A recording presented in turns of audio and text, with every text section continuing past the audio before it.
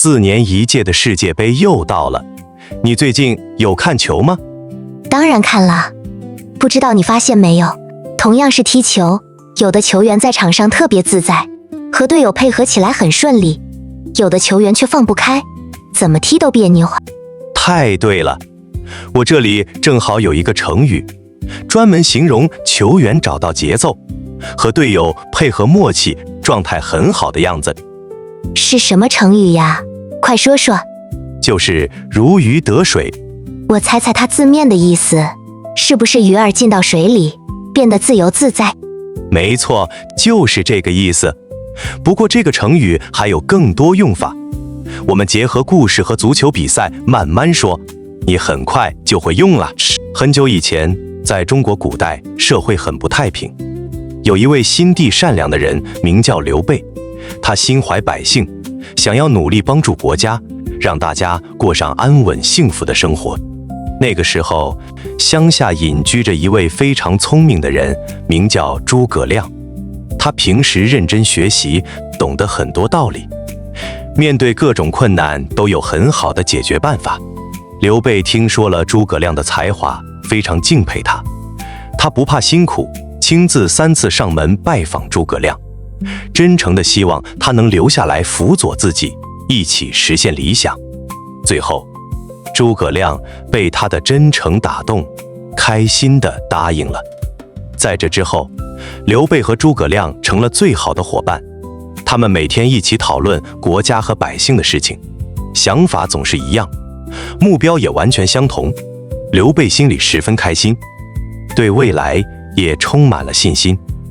刘备身边还有2位跟着他很久的好兄弟，关羽和张飞，他们一直忠心帮助刘备。看到刘备每天都和诸葛亮商量事情，心里有一点点不高兴，觉得刘备更加看重这位新来的朋友了。刘备对他们说，我有了诸葛亮，就像鱼儿得到了水。我们都知道，鱼儿生来就离不开水，没有水，鱼儿就无法生存。有了干净的水，鱼儿才能自由自在地游动，安稳快乐地生活。刘备用这个简单的道理告诉兄弟，有诸葛亮陪伴和帮助自己，他做所有事情都会更加顺利，更加轻松。后来，这个有趣又好懂的故事慢慢流传开来，人们就用成语如鱼得水来形容这种彼此契合、万事顺利的美好状态。故事讲完了，大家对这个成语有新的理解了吗？从字面来看，如鱼得水就是鱼儿得到清水，在水中自在游动。仔细想一想，它用来形容人处在合适的环境中，或是和默契的伙伴、队友一起合作，这时人会状态很好，做事顺利，能力可以充分发挥。这个成语可以用在世界杯赛场、日常和人相处、团队合作等场景，但是不能用在独自完成单人任务的情况里。很多观看世界杯的球迷都能发现，一名球员就算实力很强，独自带球也容易遇到困难。只有和队友彼此信任、默契配合，球员才能适应赛场，打出最好的水平。我明白了，生活里和世界杯赛场上都有很多这样的例子。我想起来了，2022年世界杯的比赛，阿根廷队球员在一起踢球很多年，彼此十分熟悉。比赛中，他们不强行独自带球，而是互相传球、跑位，配合流畅。每一名球员都找准自己的位置，彼此信任，互相帮助，在赛场上如鱼得水，踢得自在又轻松。看对手法国队，上半场队员之间配合不够默契，常常只能独自带球，找不到比赛节奏，发挥受到了限制。这场比赛让我们清楚看到，优秀的个人能力很重要，但默契的团队协作才能让球员真正适应赛场，发挥全部实力，做到如鱼得水。再看普通球迷的生活，上班族下班后约上兴趣相同的同事一起看世界杯，大家一起讨论球员，分享看法，相处轻松愉快，感觉如鱼得水。还有业余足球爱好者和老友组队踢球，多年的感情让他们彼此信任，团队协作十分顺利，在球场上每个人都能发挥特长。你理解的特别对。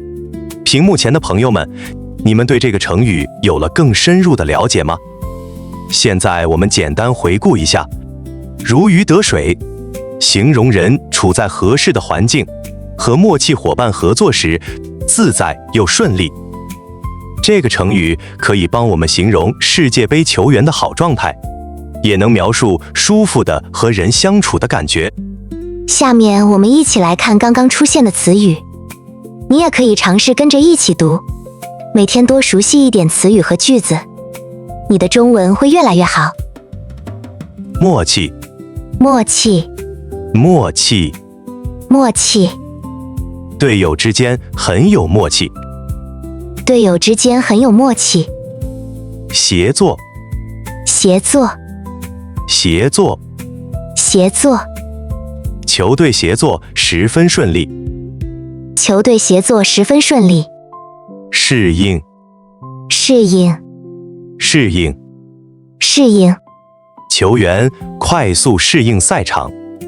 球员快速适应赛场。自在，自在，自在，自在，他在场上十分自在。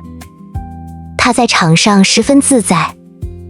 信任，信任，信任，信任，队员之间彼此信任。队员之间彼此信任。特长，特长，特长，特长，球员充分发挥特长。球员充分发挥特长。流畅，流畅，流畅，流畅，传球动作流畅自然。传球动作流畅自然。球员拥有默契队友，赛场表现就如鱼得水。球员拥有默契队友，赛场表现就如鱼得水。如鱼得水，合作做事更加轻松。如鱼得水，合作做事更加轻松。踢球不是一个人踢，而是团队协作。踢球不是一个人踢，而是团队协作。今天我们了解了成语如鱼得水，它形容人和合拍的伙伴相处，合作时状态自在，做事顺利。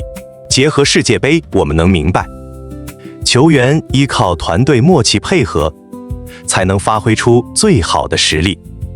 彼此信任，默契在一起，无论踢球还是生活，都会更加顺利。也欢迎大家在评论区用如鱼得水写一句话，分享你的观赛或是相处经历。另外，想问大家一个问题，你认为足球比赛中队友配合重要吗？喜欢本期内容，就多多关注我们，一起了解更多有趣的成语。我们下期再见。我们下期再见。